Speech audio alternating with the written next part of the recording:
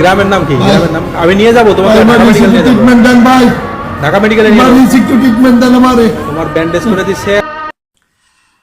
আসসালামু আলাইকুম।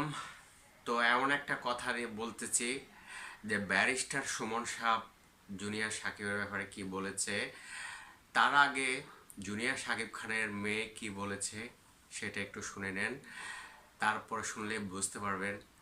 আমার বিশ্বাস হচ্ছে না, কারণ 11 বছর মেয়ে, যার বাবা একজন পিতা, সন্তান হিসাবে একটা মেয়েকে আদর আপ্যায়ন সব কিছু করতে পারে, কিন্তু তার দিকে খারাপ নজরে তাকাইতে পারে না।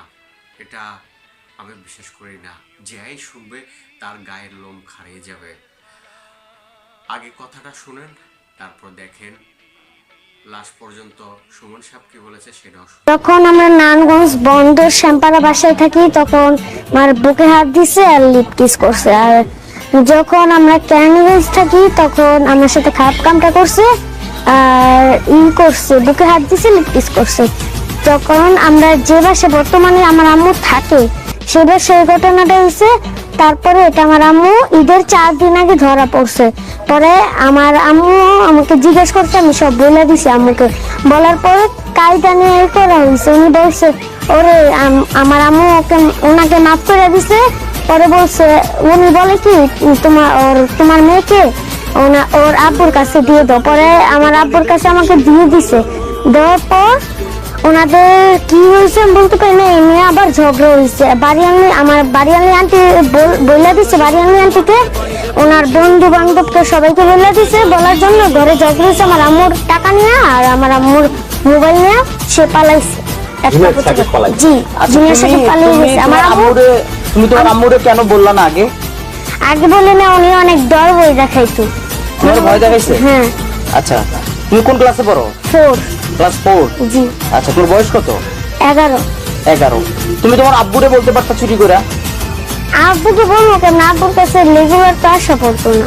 আমি আব্বুর সাথে রেগুলার আসা পড়তো না? না। শুনেন, যদি সাধারণ মানুষ যেভাবে বিচারের মুখোমুখি হয় তাইলে কিন্তু বাংলাদেশে আপনি কোনোদিন সোনার বাংলা বানাইতে পারবেন না। এই ধরনের মানুষ যদি বেয়াদব হয় তাহলে তারপরে আর বিচার দেওয়ার জায়গা থাকে না। মানুষ না হইলে এই ধরনের মানুষের বাংলাদেশে প্রয়োজন পড়ে না। আশা করে বুঝতে পেরেছেন, সুমন সাহেবের কথাই বোঝা যাচ্ছে যে বাংলাদেশের কিছু মানুষ আছে, যখন দেখে একটা মানুষ বিপদে পড়ে গিয়েছে তখন তাকে আরো বেশি করে ভালোভাবে বিপদে পালানোর জন্য বহুত প্ল্যান করে মানুষ। আর এই প্ল্যান যে কোন জায়গায় নিয়ে ঠেকায় সেটা মহান আল্লাহ পাক জানে। যে একটা মানুষ সে এত জঘন্য নিচে নামতে পারে যা কল্পনা করা যায় না। আপনারা কমেন্ট করে অবশ্যই জানাবেন যে কোনটা সঠিক কোনটা ব্যাঠিক, আর সবাই দোয়া করবেন, আর অবশ্যই সবাই নামাজ কালাম পড়বেন। দেখবেন আল্লাহ বিপদের হাত থেকে রক্ষা করবে ইনশাআল্লাহ। সবাই ভালো থাকবেন। আসসালামু আলাইকুম।